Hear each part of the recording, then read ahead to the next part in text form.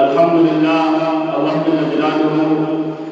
دې درون محفل ته زموږ استاد شرکت کړی دی دا ډېره اوچته خبره ده او یاد ساتئ کوم محفل ته چې الله جل جلاله داسې قسم محفل ته خلک راولي دا صرف او صرف د الله جل جلاله رحمت وي د نبی علیہ الصلوۃ والسلام په زمانه کې نبی علیہ الصلوۃ والسلام چې عقلا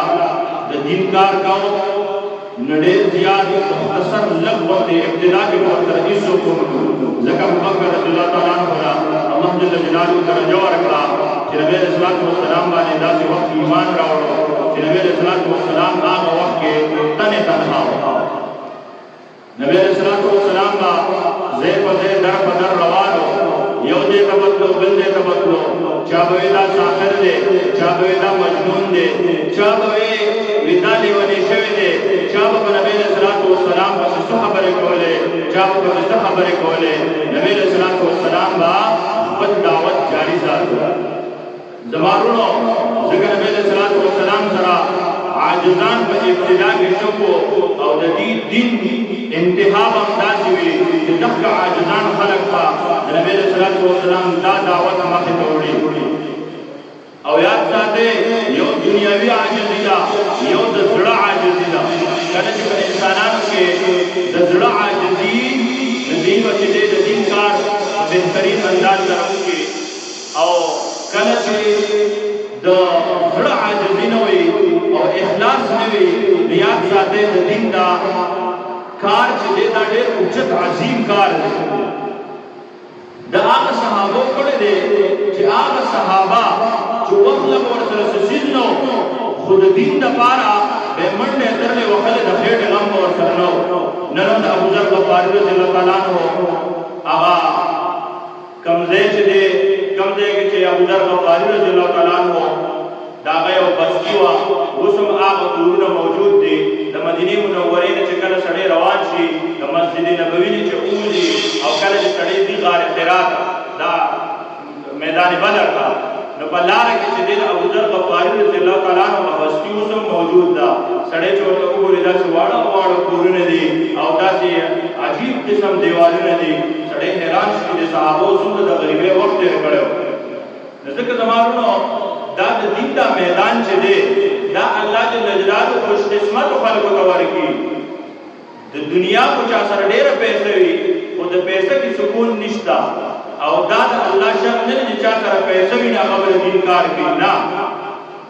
د چا نیت چې د الله د دین تبلیغ وي الله جل جلاله هغه انسان ته توفیق ورکړي ځکه تاسو وګورئ که نه د علماو ژوند ته وګورئ څومره خیسته ژوند پرونه سره شاګردان ناست وو د هغې ته ما وې داسې کار دی مې یو وې پلانکې ډینګې وې دورا ما ورته ستاسو د خپلو رشتهدارانو په غټه غټه خدۍ دي که نه مې په بار دي په یو ځای په بل ځای خو مې د عالمانو نه ښکلې نه خوري عالمانو د الله ښایسته خوراک ورکړي زه تاسو ته وایم کوم سړی چې د الله قرآن پړاوي او د قرآن لپاره هغه جدوجهد کوي نو الله جل جلاله به دې نه ورکړي یو سړی ټول ورځ یو ډاکټر ته منډه وکړي کلینیک کې ورسره ناست وي او بیا چې ډوډۍ ټیم شي هغه ډاکټر ورته اواز وکړي دې خورا چې د ډوډۍ ټیم دی هغه ته پته ده چې د دې کس په وجه زما دا کلینیک چلېږي نو چې الله جل جلاله کلام چې د الله چاته ضرورت نشته صرف ما او تعالی توفیق راکړي لکه دې مجلس ته وګوره الله جل جلاله دې مونږه تاسو ته توفیق راکړو چې بهترین مجلس کې کېنولو خو مین مسله دا ده چې د قرآن دا معامله چې ده که نه دا ذلک الکتاب لا ریب فیه هدی للمتقین الذین یؤمنون بالغیب دا د غیب خبرې دي ځکه زمونږ چې دی نو دا یعنی هغه شان دغه نشته چې څنګه پکار دی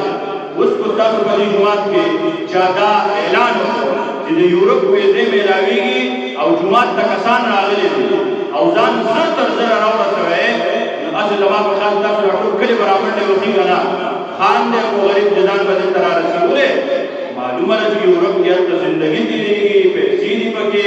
او دنیا به مې جوړه شي لیکن د آخرت معامله داسې معامله ده چې د سترګو نه غایبه خبره ده چې دا سترګې پټې شي که نه بیا به موږ ته پته لګي چې آیا دا څومره اوچت کار دی. نن په دې سلسله کې موږ راټول شوي وو د قاري صاحب د مدرسې دپاره. موږ تاسو ته پته ده چې د دین دا کار دا دی چې دا خو هر څوک کي که نه نو د الله جل جلاله د کلام د وجې به هغې سره مرسته کوي او د الله جل جلاله د کلام د اشاعت لپاره چې کوم خلک منډې کړی وهي د هغې سره به خپل جهد کوئ او دا زموږ اساسو نه مطالبه ده چې د دین یو مدرسه په صدۍ کې جوړېږي او تا ته پته ولګي ته په هغې کې صرف د ځان نه خوله وباسه یا ستا چې څه وس کېږي هلته ځان ورسوه. ځکه زما وروڼو دا پاتې معاملې دي. زموږ په دې کلي کې خلکو جوماتونه جوړ کړي دي نو اکثریت چا چې هغه مسجدونه ورکړي دي وفات شوي دي او ابتدا کې به ډېر لږ خلک هغې کې لمونځ کوو. اوس هغه جوماتونه ډک دي او هغې په قبرونو کې پراته دي. هسې زه تاسو ته خبره کوم و هغې ځان له پمپونه جوړ کړي د تیلو و هغې ځان له فیکټرۍ جوړې کړي و هغې نورې ځمکې اخیستې. هسې تاسو ووایئ چې هغې له به دغه ځمکې او دغه څیزونه پیدا ورکړي خو دا مسجد او دا مدرسه به ورله پیدا ورکړي. زه په خپل کلي کې د یو حاجي صاحب ډېر زیات عزت کوم او چرته زمن کوزېږم ورله ډېره غټه مدرسه یې د راوګۍ کې ورکړې ده. زه هسې وایم دومره لوی ځای زړه نه ورکول دا ډېر ګران کار دی. دا د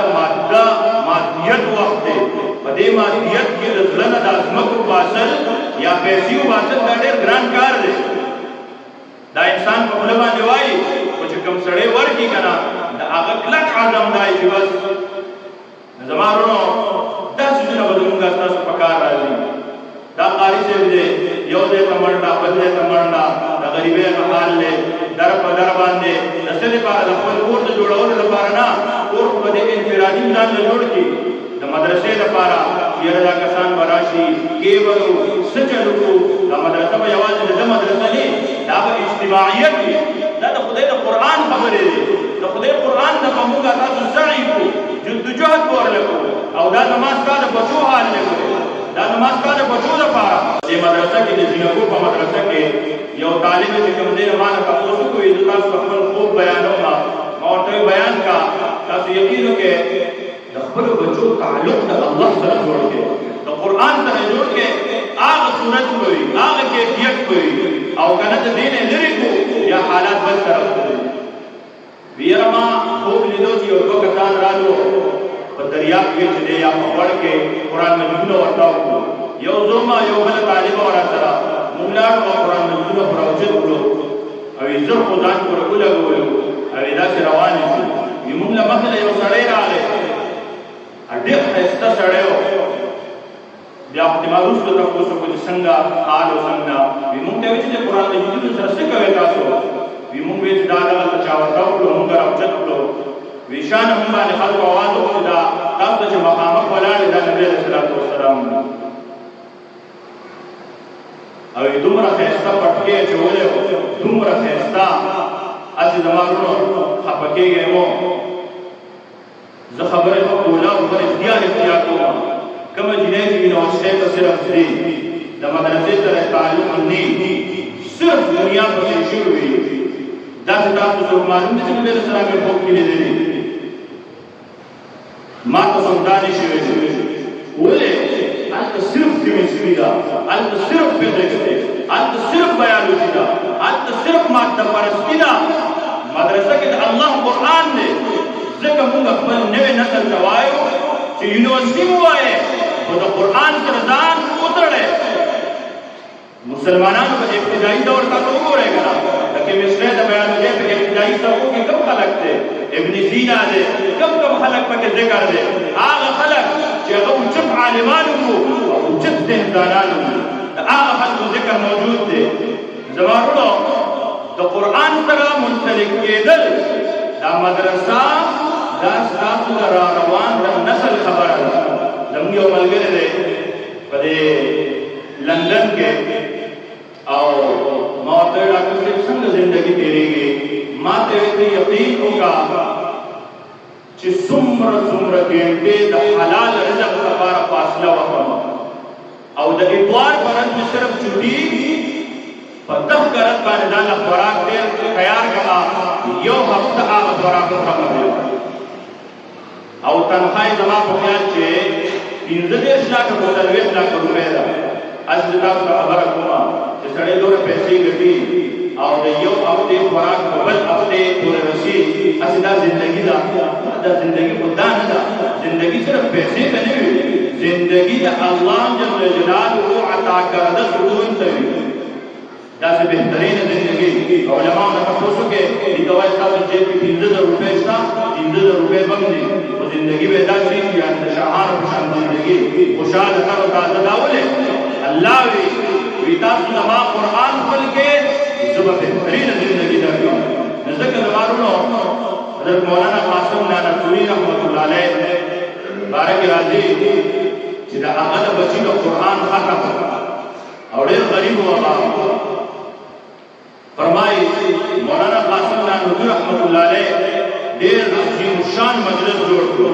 او ډېر بهترین پروګرام یې وکړ. هغه پروګرام یې کو او خلک یې راغوښتي نو بچي ته یې ما د خپل وس نه سیوا کار کړی دی خو صرف په دې وجه چې زما بچې د الله کلام یاد کړي. نو زما ورونو چا سره چې د دې قدر وي